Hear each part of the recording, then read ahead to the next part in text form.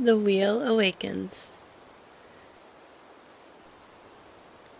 We didn't have to go far to find the rest of the Imperials.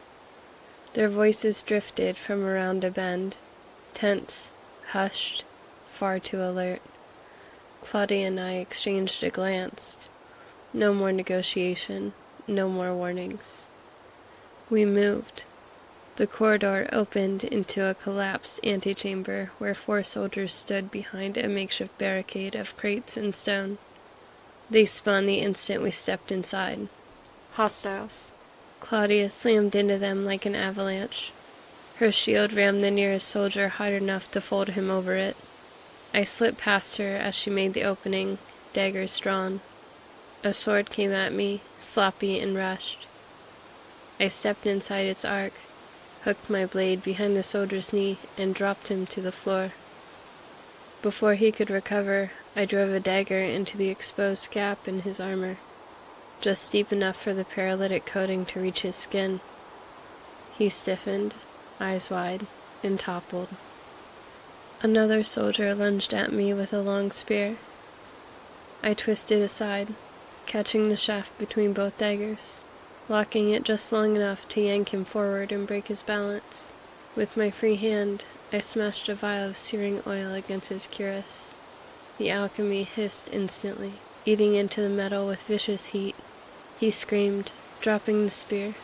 Claudia swept in and finished him with the flat of her blade. 2 remained. One barreled toward Claudia.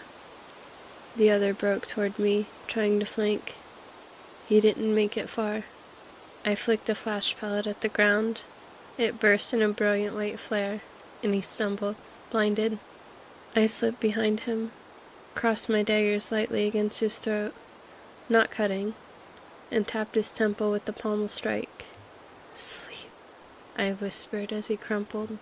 Claudia took down the last soldier in a sharp, efficient exchange of shield and steel. Silence settled again, thick and absolute. "We need to move," Claudia said as she wiped her blade clean. I nodded, giving my blades a quick check. We pushed deeper into Razak's wheel. The air grew colder. The stone hummed faintly, as though something ancient was stirring beneath it. We reached a circular chamber, wide and hollow, filled with dormant mechanisms. At least, I thought they were dormant, until one twitched. A faint metallic click rang through the chamber, sharp and deliberate, sending a prickle up my arms. Then another answered it, then several more, snapping it open in rapid succession.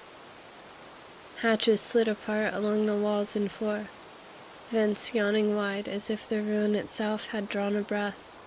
From within, dormer spiders emerged, unfolding from the pipes and hidden conduits, brass limbs extending with mechanical grace as they dropped to the stone. One by one, their glassy eyes flared to life, cold and luminous, each fixing on us with unblinking precision. Claudia exhaled, long and slow. "Here we go." The first spider lunged. I rolled aside, daggers flashing. My blade sliced into the joint of its forward leg. Sparks flew. No blood. No pain for them to feel. No poison to take hold. Just metal. Fine. No poison. Then heat.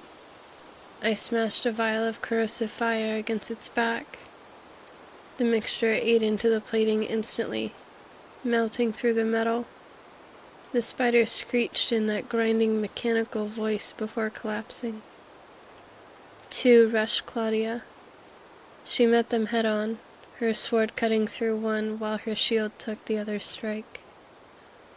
I slipped behind the remaining one and drove both daggers deep into the gap between its back plates, severing the internal tension cables. It dropped.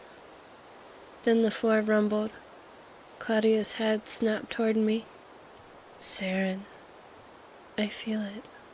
The spider scattered as something massive rolled into view, then unfolded. A dwarven sphere. It loomed taller than I expected, forcing me to tilt my head back as its razor-edged arms extended open. A narrow vertical slit on its head brightened, its visual sensor locking onto me. Behind it, another sphere rolled in, plates unfolding with a sharp, hissing clatter. "Stay fast," Claudia warned. I didn't need telling twice. The first sphere lunged at me, spinning its blades. I dropped into a slide, daggers scraping sparks off its lower plating as it passed overhead. The cut barely scratched it. Constructs don't bleed. Constructs don't flinch. Claudia intercepted the second sphere, her shield ringing with the impact like a smith bell. I yanked the vial of crackle powder from my belt. This one wasn't a toxin, merely a burst of raw, violent energy. Perfect. The first sphere spun at me again. I hurled the vial under its core. The powder detonated in a brilliant mesh of lightning surging up its frame. The sphere spasmed, its rotation ceasing for a single precious second, which was just enough.